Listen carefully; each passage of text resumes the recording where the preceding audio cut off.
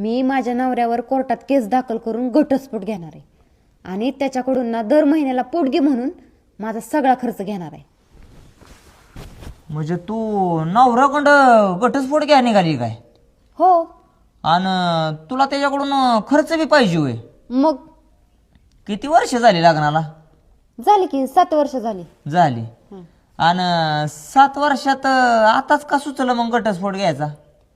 अरे सारख्या शिल्लक कारणावरनं वाद व्हायला लागल्यात म्हणून आता बाद झालं.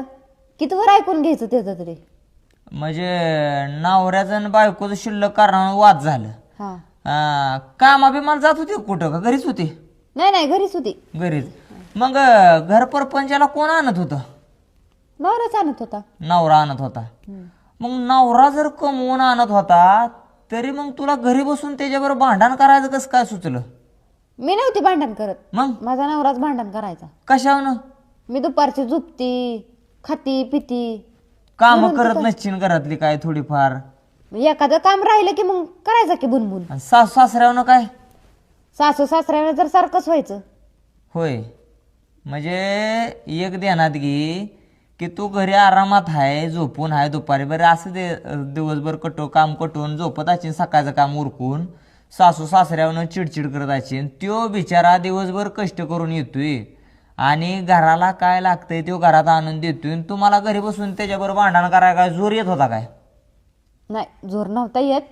मग पण आडनं मधनं व्हायची भांडणं. नाही हो दे की, कोणाच्यात होत नाही ते बांधणं. आणि तू काय म्हणती? घटस्फोट घेऊन महिन्याला पोटगे म्हणून तुझा सगळा खर्च त्याच्याकडून घ्यायचा. बरं मला सांग, घटस्फोट घेतला तर नुकसान फक्त तुझं आहे का त्याचं बी आहे? दोघांचं पण आहे. दोघाच आहे. हा. घटस्फोट घेतला तर दोघं वेगवेगळं राहणार. हो. कसं राहणार? ती त्याच्या मार्गे मी माझ्या मार्गे. बरोबर आहे तुझं. तो त्याच्या मार्गे राहणार, तू तुझ्या मार्गाने राहणार. मग नुकसान भरपाई त्यानं कशी देईल तुला? मग आता मी त्याला सोडायची म्हणल्यावर त्याने नको होय मला सगळं तिथलं होय. मग तू त्याला जर सोडायचं म्हणते की आता तू त्याच्यापासून वेगळं राहायचं, तू त्याच्या पद्धतीनं तू तुझ्या पद्धतीने जिंदगी जगणार. मग तू कशी जगली तरी त्यानं तुला आपलं महिन्याला काय तुझं ठरलेलं पैसे आहे ते तुला आणून द्यायचं. बरोबर. मला काय म्हणायचंय, जर तुला त्योच नको तर त्याचं पैसे तरी महिन्याला तुला कशाला पाहिजे? बिनलाजे कशाला पाहिजे ते?